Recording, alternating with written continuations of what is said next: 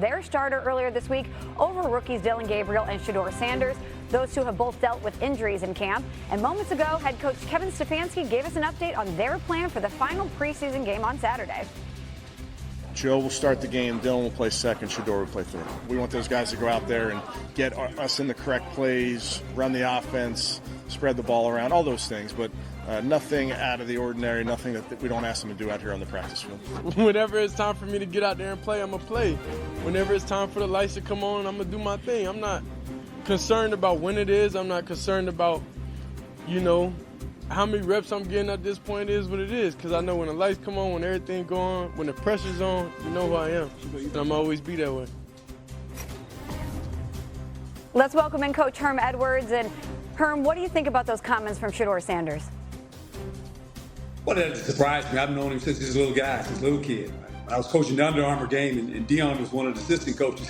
So he has a lot of confidence, similar to what the confidence his father had. But I think he finds himself in a predicament right now that, look, I thought he played well in the preseason, but when I watched Gabriel play, oh boy, it was different.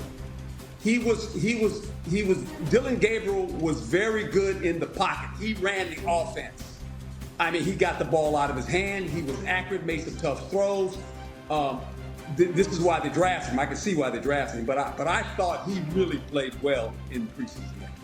First of all, I am just surprised to see a 40-year-old quarterback playing in the preseason. I didn't know that was allowed, because that's not what's happening for Pittsburgh later tonight. But I think that what Shedeur said there about when the pressure is on, that is when he comes on.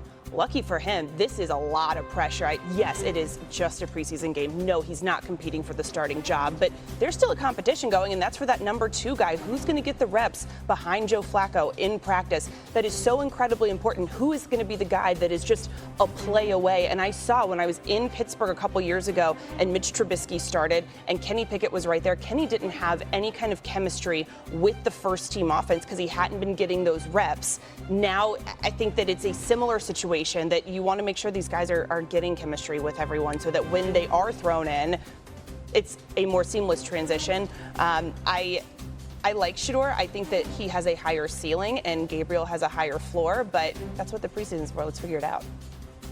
Well, this is all what this last preseason game is about, and to see if there's any way that it provides the Browns any insight into who's going to be the backup on opening day when the Cleveland Browns play the Cincinnati Bengals. That is where the real drama is in the Browns quarterback battle. And I think that you're going to see all 4 quarterbacks on this roster come next week once teams make final cutdowns. I think the Browns are planning to keep Joe Flacco, Kenny Pickett, Dillon Gabriel, and Shedeur Sanders. Most teams don't keep 4. I don't know if Coach Edwards has ever kept 4 quarterbacks on a roster. I'd be curious to hear that, but I think the Browns view quarterbacks as currency. And unless they make some kind of trade here, dealing one of them away, which certainly could always happen, I would think they're poised to carry 4 quarterbacks next week. And these quarterbacks in the preseason finale will be vying for who gets second spot on the depth chart. And a reminder, no team has used more starting quarterbacks than the Browns since... So no, the answer is no. I feel good about that, yeah. Without a contract extension? I feel good that Mike is going to be out there against the Philadelphia Eagles.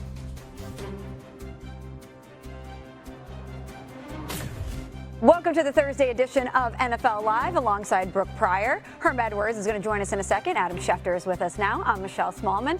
And we've got Week 3 preseason action getting underway tonight, which we're going to get to in a little bit. But we start here in Dallas, where there's still no deal for Micah Parsons. But Jerry Jones, he doesn't seem all that concerned. Micah's a great player, not a good player, but a great player. He knows more than anyone that it's a team thing. And so I know everybody's tired of hearing this, but you've got to put this puzzle together so that you can have some other people out there playing with Michael. That's the art of the deal. Adam, there's 2 sides here, Dallas and Micah Parsons, and it seems like the decision makers in Dallas are confident. But has anything changed with Micah Parsons?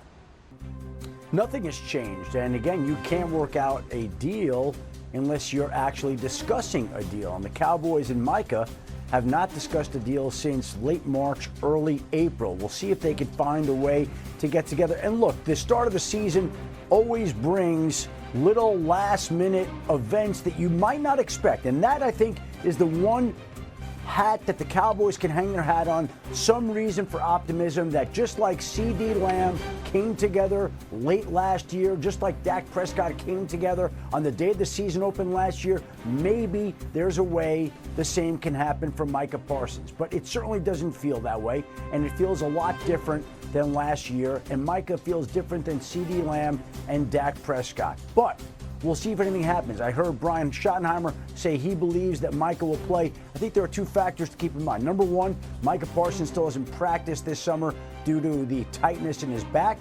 His back has to feel okay for him to play. And number two, that contract hangs out there. And there's no sign that that's going to be getting done anytime soon. We'll see if anything changes here in the next 2 weeks. And Brooke, Adams right. This one does feel a little different. What do you think about this situation now just 2 weeks out from the opener? Well, I think the time for the Cowboys to try to get what sounds like Jerry's asking Micah to take, hey, let's take one for the team. Let's do a team-friendly deal. Take a discount for us, is what I'm hearing when he says that. The time for that was months ago when this negotiation started. Jerry has to know the longer this drags out, the more leverage Micah has, the more money he commands as this market continues to get reset and reset. When I look at this and I hear Adam say nothing has changed, the difference in Dak's deal getting done right before the season, CD's deal getting done right before the season, is that Jerry was comfortable paying those guys top dollar. It sounds like he is not comfortable or does not want to do that with Micah. So if he's not, then I don't know that the start of the season is going to change much. Well, Jerry was prepared to pay Micah top dollar, and he felt that there was a deal, an agreement in place. Now, Micah Parsons never saw that deal on paper, never assigned anything, and the agent was not involved. And at the owners' meetings, we heard Jerry Jones refer to the fact that they didn't need to have the agent to get a deal done, only to see Micah Parsons tweet that anytime I'll be doing a deal, I will be including my agent in this particular contract. And again, Jerry says it's a puzzle. That puzzle has been put together for quite some time. And yes, putting together the puzzle today does impact the cap in 26 and 27 and 28 and beyond.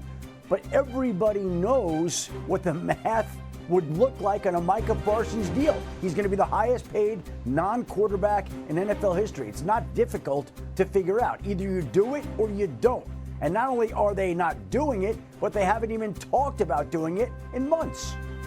Well, if we're looking at the timeline here, nothing new in Dallas. CeeDee Lamb signed his big deal in August, and Dak Prescott's extension was right up against the beginning of the season in September. But let's pivot and get to a developing story in Baltimore. Quarterback Lamar Jackson did not practice today. Now, this comes a day after Jackson left practice early with what the team said was due to his foot being stepped on.